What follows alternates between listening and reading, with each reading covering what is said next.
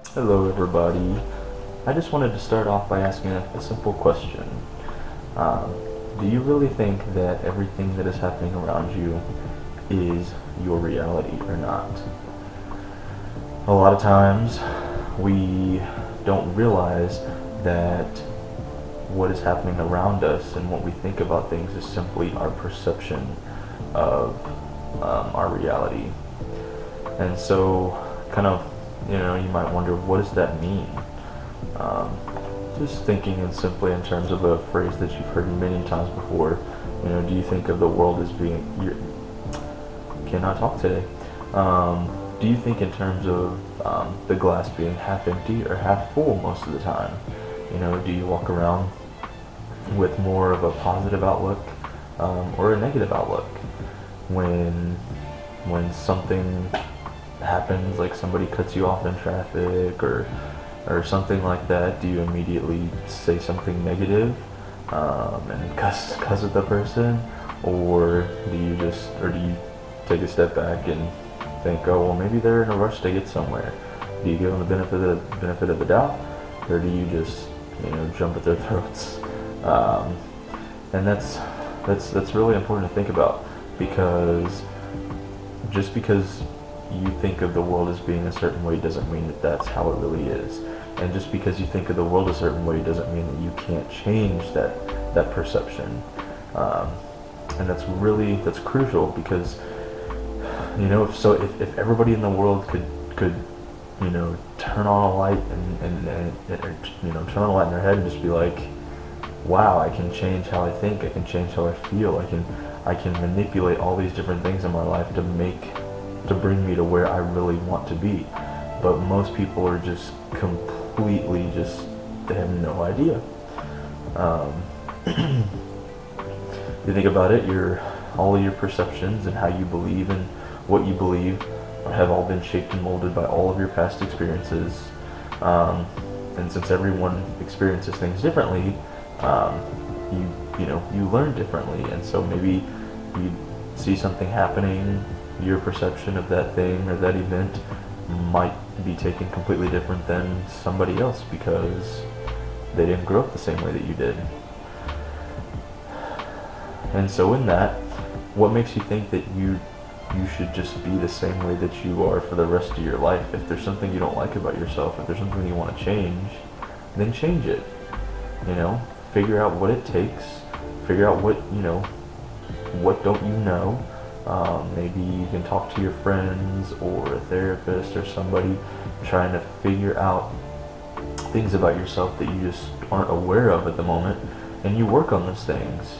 The other part of that is, we are, in addition to that, we are so accustomed to everything being a certain way, and we're comfortable with things being a certain way, and anytime that we feel uncomfortable or we're outside our comfort zone, or we've never, we're in uncharted territories, we tend to just go back to our old ways and just continue to do the same things we always did. And that's because your brain has always, your brain is accustomed, all your brain knows is what it's already dealt with before. So whatever it is in your past experiences, it's going to look for something to go off of from your past experiences. And so whenever you're trying something new that you ultimately just feel terrified about, you have to stop and give yourself a few moments, because your brain is going to want you to respond immediately, based on the fear, and to just not go after what it is that you want. But you can't listen to the fear, you can't listen to your brain. You have to, think for yourself and be like, well, if I do this anyway, is it going to end up putting me in a better position than I am right now? And if the answer is yes, then just go for it. If something doesn't work out, then that's fine. You have to, you probably end up failing a million times. You only have to fail, so many times, and then, the first time that you get it right, you're set. And so you can fail a million times, and that's perfectly fine. You're never gonna learn anything if you don't fail. As a child, you didn't learn to walk just by getting up and you were perfect at it on day one. No, like when you're a child and you're younger, you have no problem with like getting up and doing the same thing over and over and over again until you get it right. Why is it that whenever we're older and we're adults, that we feel like if we screw something up the first time that we just have to give up? Like weight loss, it's huge. Everybody wants to start a New Year's resolution. Everybody wants to lose weight. Everybody wants to look better, and they want to get fit and eat healthier. And on day one, they're stoked. They're ready to do it. They're excited, and they do fine for a day or two, and then on the third day they end up eating a snack or something or candy or whatever, and then they're like, oh well, that's it, I screwed up, I'm gonna go back to my old routine. Well, that's your brain's way of like pulling you back into what's familiar. Your brain doesn't want to be in uncharted territories. They want to bring you back to what's familiar.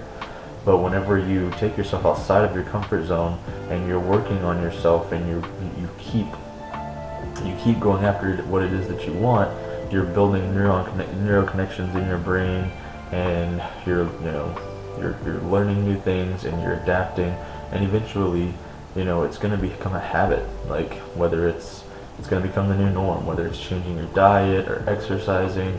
Like for me personally, I've always loved to run, but I've never always just done it consistently forever. Like whenever it's cooler, I get to where I'm running all the time. I'm super consistent. I get in excellent shape. And then once it starts to get warmer again, I'm like, and I hate running. I'm really not a fan of running in the gym. And so I kind of stopped doing it. And so then, the pounds come back on. But if you just keep with it and keep going, it'll eventually become a habit. I think that in the even now, most people still, for whatever reason, believe that it takes 21 days to make or break a habit. But apparently, that's not true, and there's no science to support it.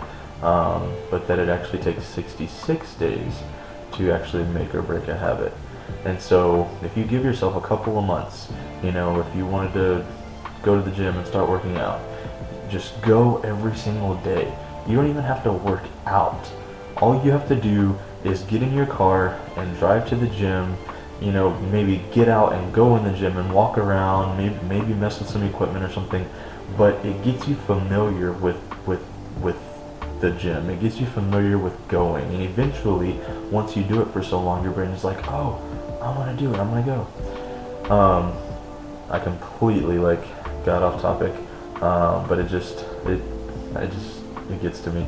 So another thing that I really want to talk about is the people that you spend the most time with.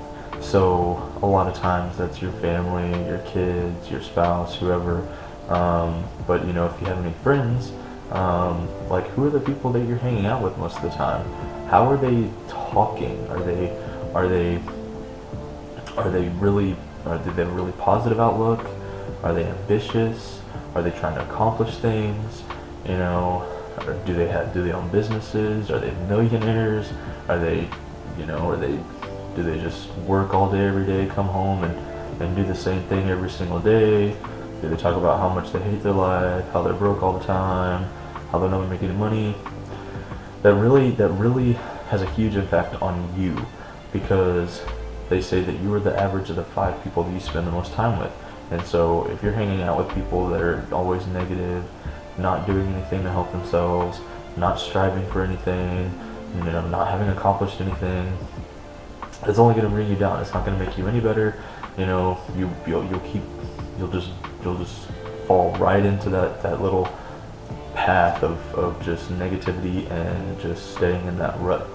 But if you look for people that are successful, and you find people that are successful, you find mentors, people who can help you, people who can make you better, you're gonna want to be better. So you're gonna look for ways to become better. You're gonna look for ways to get fit. You're gonna look for ways to eat healthier. You're gonna look for ways to start a business, and you're going to make it happen.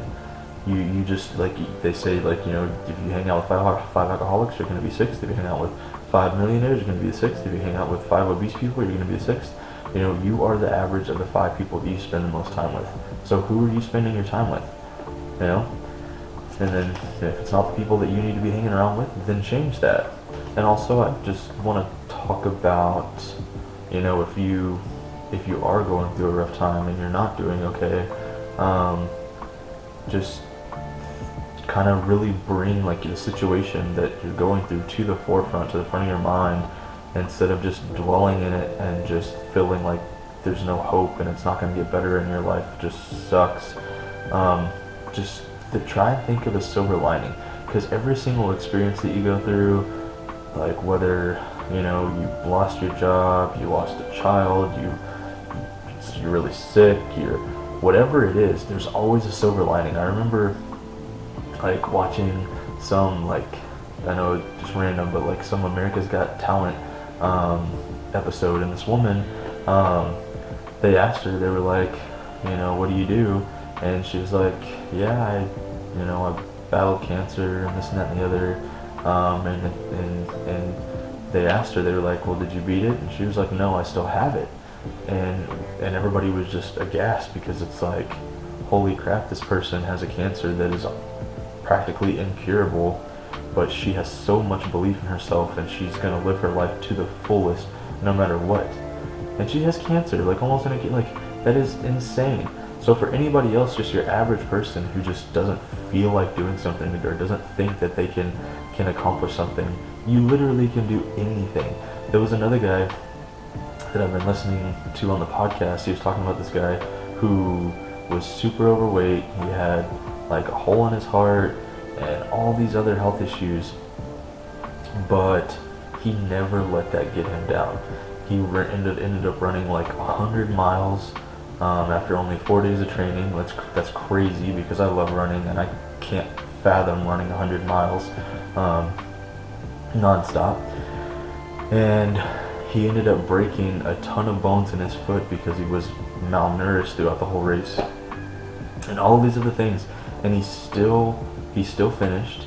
He believed in himself. He told himself he was going to do it.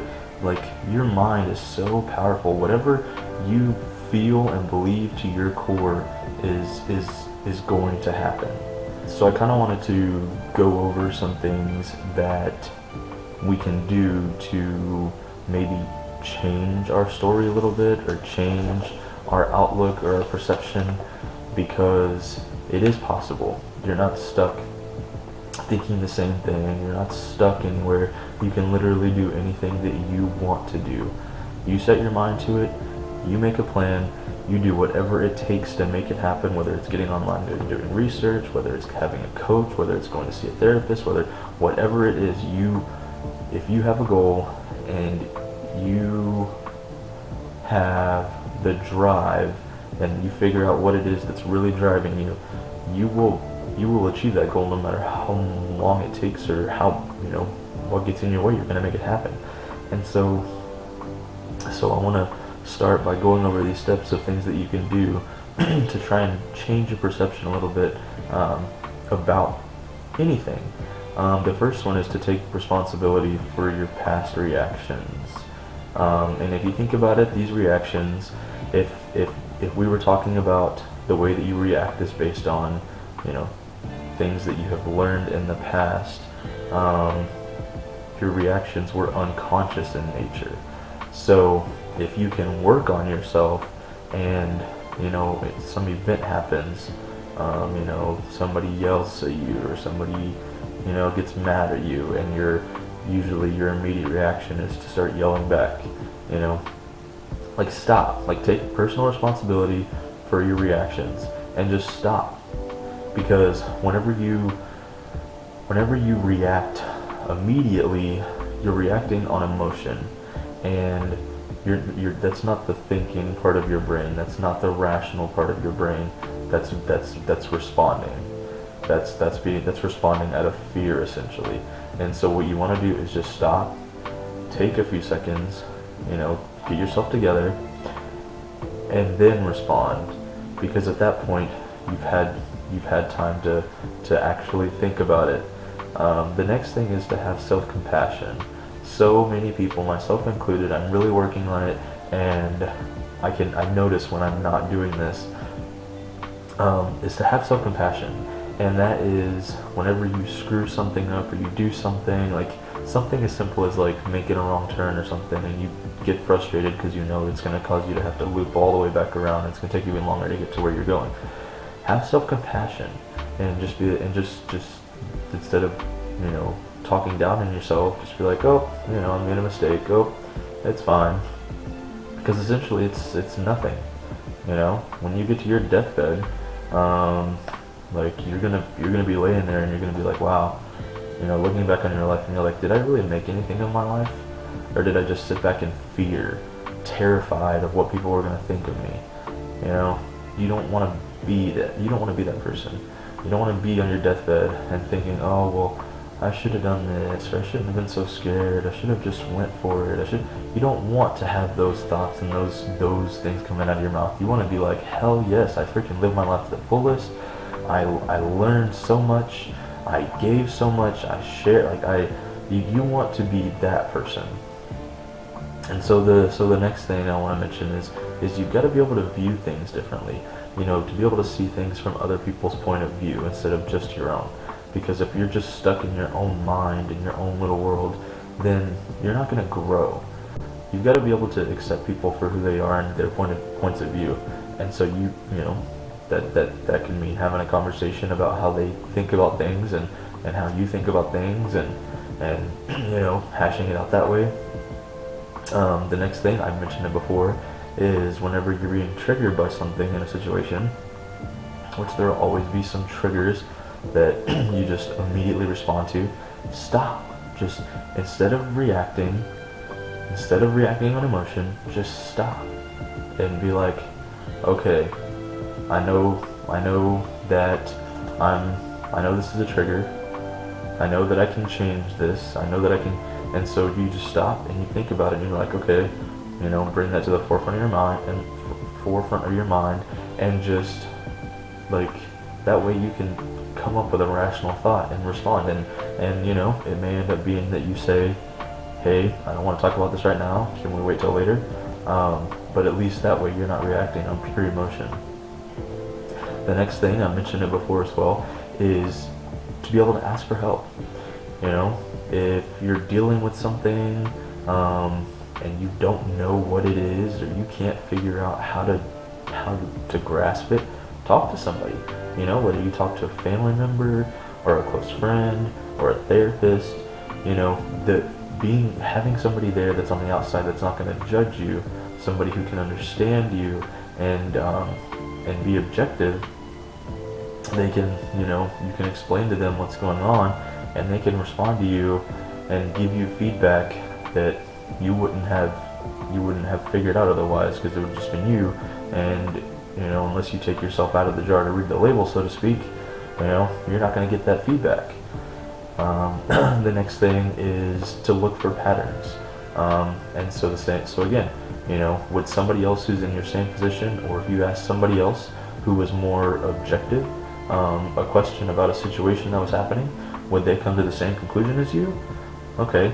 If not, then what is it? What can you draw from that? Like what can you reflect on and, you know, kind of look back on and be like, okay, well maybe I was wrong about this. You know, be able to work on that. Lastly, I've mentioned this. It is so huge. I've been working on it the last couple months. It's something I've struggled with my whole life, and that is just, you know, facing your fears and just doing it anyway. Like, I'm somebody who loves adrenaline. I love skydiving. I love, like, all that kind of stuff. I'm not scared of any of that at all. But whenever I'm in a situation where maybe, you know, like I would have to give a speech, or, you know, something that's just kind of going to make me feel really uncomfortable in a situation where somebody else is going to judge me, you know, that's much harder for me to deal with. And so I'm working on this, and so should you. You just, you know, step outside of your comfort zone. Just do those things anyway. Realize that, you know, when you're about to do something that's going to put you out of your comfort zone, or right on the edge of your comfort zone, just know that if you do that thing anyway, you're gonna survive. You're gonna live. It doesn't matter what anybody else thinks, because everybody is going to judge. Everybody judges everybody all the time anyway. So what difference does it make? Chances are, more than likely, when you have the guts to get up in front of a whole bunch of people and give a talk or whatever it is, chances are the majority of those people are going to applaud you for that. They're not gonna bash you for that. And the people that are talking negatively and talking down, that's a reflection of something within themselves. If you have an issue with somebody, that's an issue within yourself, and they need to work on that. And if you have the knowledge and you think about that, and you're like if they respond that way, you're like, instead of reacting, if you know that, you're just thinking to yourself like, wow, this person really has a lot to work on, and you don't have to say it, but like that has nothing to do with me. You can always work on yourself 24/7. You can always work on yourself and be better, but don't let anybody else bring you down. One last thing that I heard on this podcast that just really resonated with me in regards to not living your fullest potential, and getting to the end of your life and being like, oh crap, what did I even do with my life? What was said in this podcast was, the graveyard is full of hopes and dreams and desires that never came to fruition. Like, the graveyard, so many people that have passed that probably had an insane amount of imagination and ideas and things that they could have done. All of this stuff that was just wasted because they were scared. They were so scared of what other people were gonna think. It's crazy to think about it, but it's so true. We have so much fear about what other people are gonna think of us, when in reality, those people are, they have the same fears, and in reality, that they're gonna applaud you for having the guts to do what they couldn't do. And you know what? If you get up and you do it anyway, maybe, just maybe, you're gonna give that another person the courage to do something along those lines. I just wanted to say thank you so much for listening to this. I'm learning so much. I love this self-development stuff. If you could just subscribe to the channel. I'm going to make these videos more often. I know that I kind of got off of away from it for a couple of weeks, but I just wanted to say thank you so much.